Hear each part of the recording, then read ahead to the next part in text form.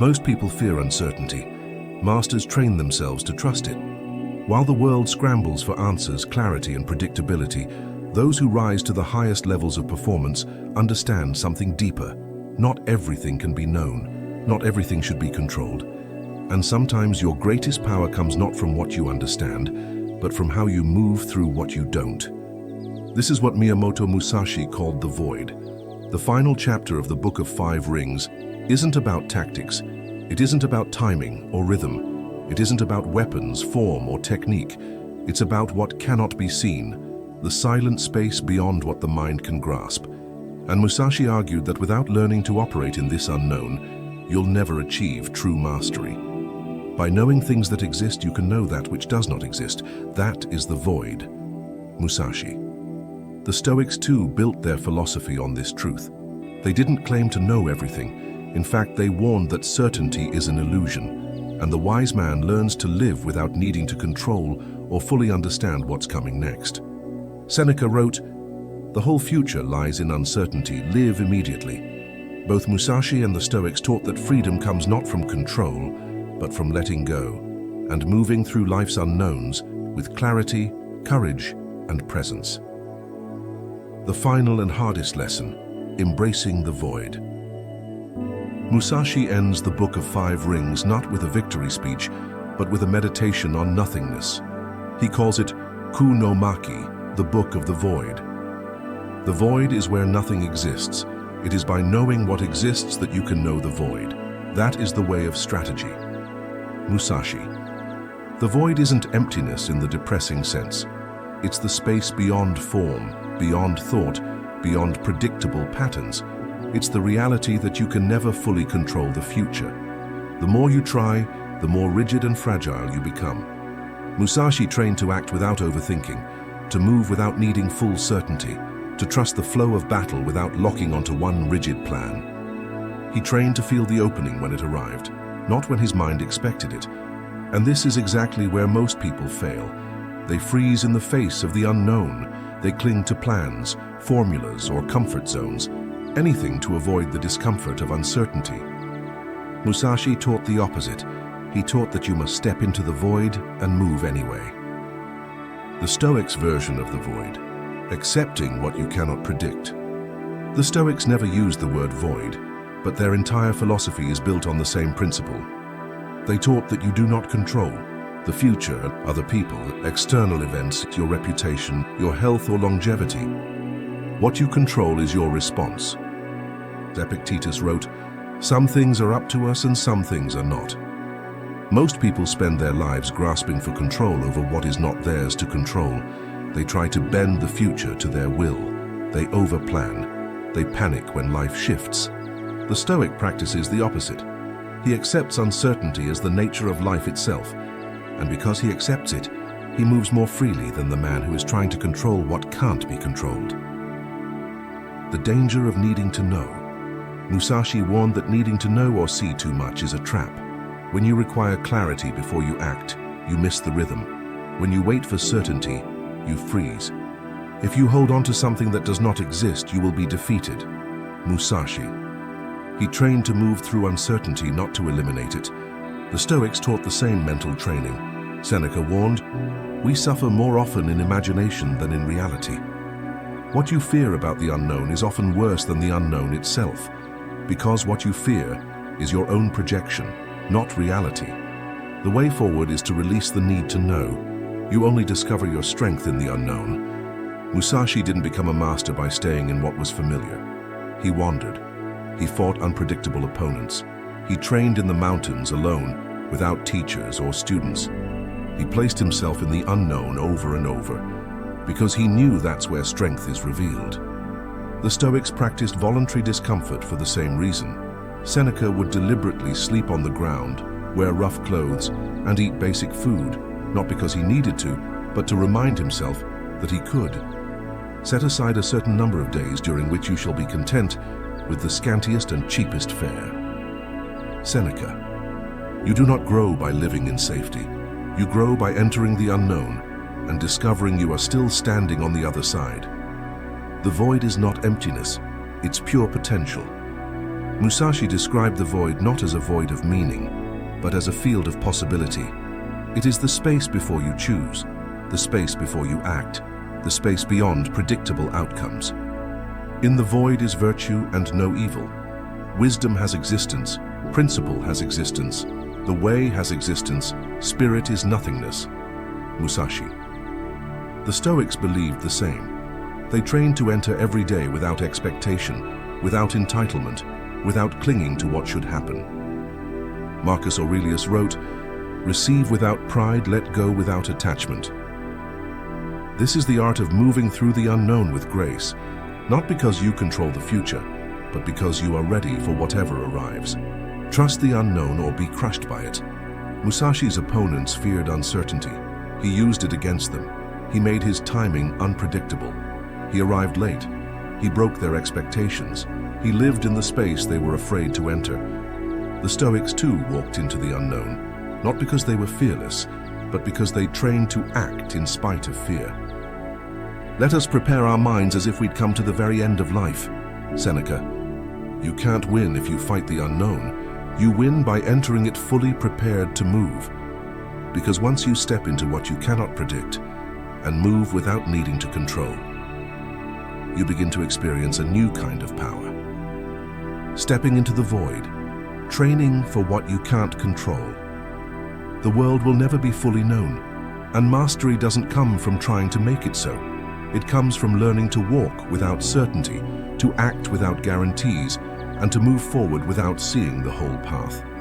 This is what Miyamoto Musashi called operating from the void, and it's where the Stoics taught the human spirit is most tested and revealed. In part 1, we explored how both traditions viewed the unknown not as a weakness to avoid, but as a source of strength to be embraced.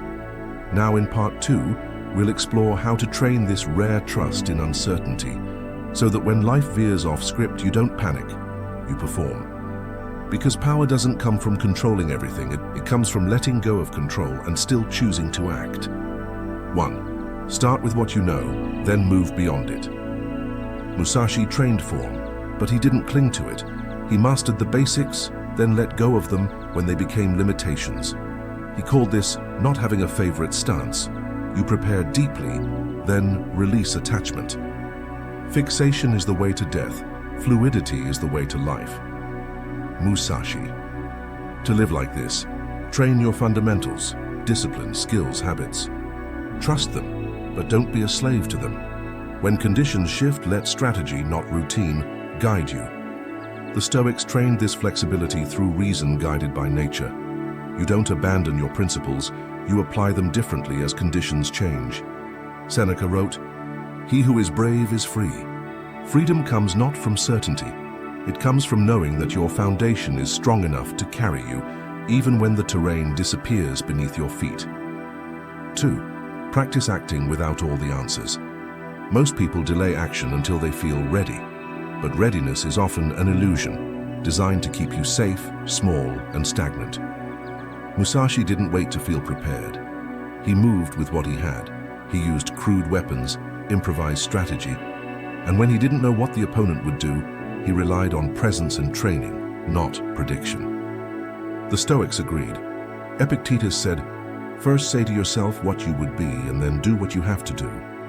Don't ask for guarantees, don't demand perfect understanding. Ask, what is the next right action I can take, without knowing the outcome?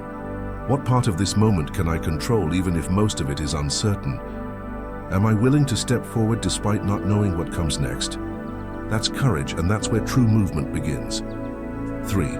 Train yourself to stop seeking certainty for comfort. Musashi wrote that most people become weak because they seek security.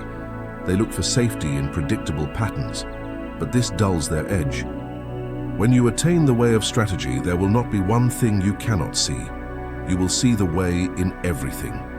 Certainty becomes a crutch. It becomes mental armor that collapses the moment life surprises you. You must train to let go of the false comfort of guarantees. Start new projects without knowing every step. Let go of the need for immediate approval or validation.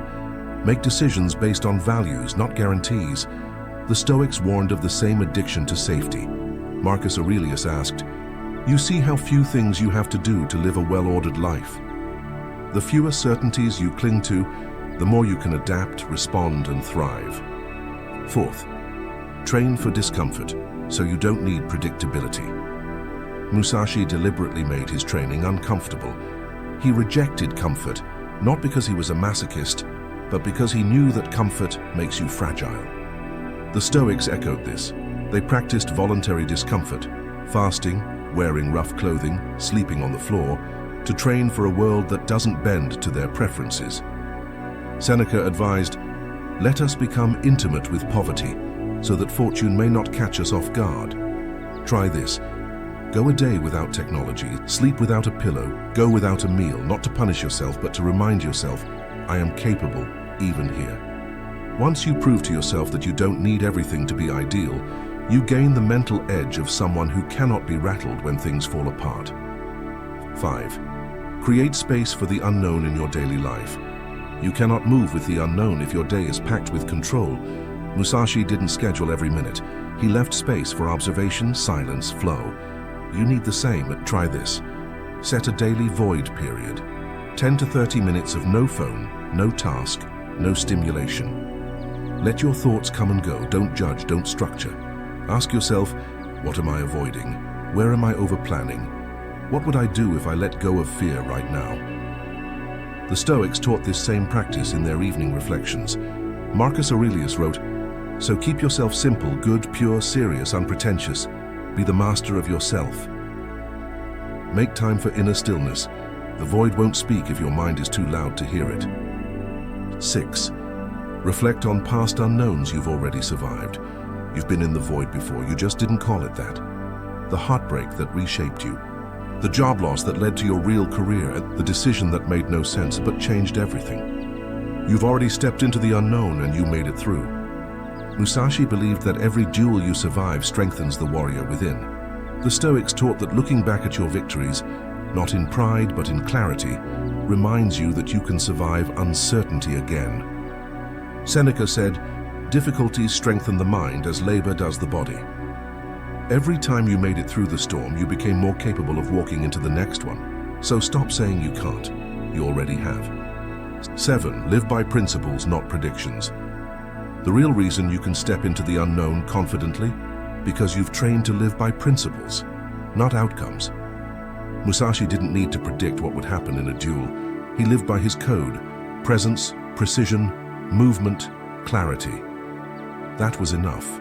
The Stoics too anchored their lives in virtue, wisdom, justice, courage, self-discipline. You don't need to know what will happen, you need to know how you'll respond when it does. If you hold the wrong opinions, then you are your own enemy. Epictetus. The Stoic and the strategist doesn't win by seeing the future. He wins by showing up prepared to act with honor, whatever the future holds. Conclusion: the unknown is where strength is forged. The reason masters trust the unknown is simple: because they've been there. They've stood on the edge of what could not be predicted. They've moved anyway, and they've returned, not with control, but with confidence.